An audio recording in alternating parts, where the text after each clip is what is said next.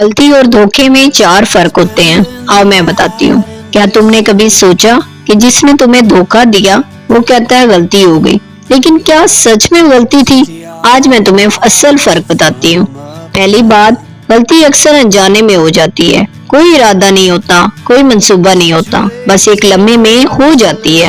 اور جب ہوتی ہے تو انسان کو خود بھی احساس ہوتا ہے، شرمندگی ہوتی ہے، دل سے معافی مانگتا ہے اور دوبارہ وہی غلطی نہیں کرتا. لیکن دھوکا کبھی انجانے میں نہیں ہوتا. یہ ہمیشہ سوچ سمجھ کر کیا جاتا ہے. پہلے منصوبہ بنتا ہے، پھر قدم اٹھایا جاتا ہے. اور سب سے بڑی بات، دھوکے میں نیت پہلے سے شامل ہوتی ہے. جھوٹ بولنا، چھپانا، فریب دینا، یہ سب اتفاق نہیں، یہ انتخاب ہوتا ہے، ان کا اپنا انتخاب.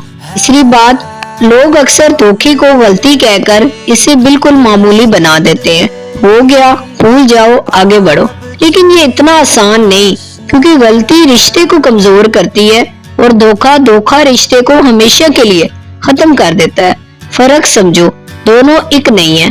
چوتھی بات، جب کوئی پیار میں دھوکا دیتا ہے تو صرف رشتہ نہیں ٹوٹتا، اعتماد ٹوٹتا ہے، وہ یقین ٹوٹتا ہے جو تم نے سالوں میں بنایا تھا.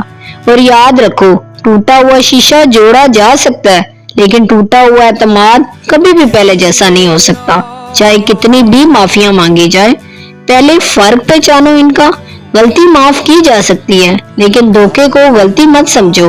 اپنی قدر پہچانو. جو تمہارے ساتھ دھوکا کرے وہ تمہارے لائق نہیں.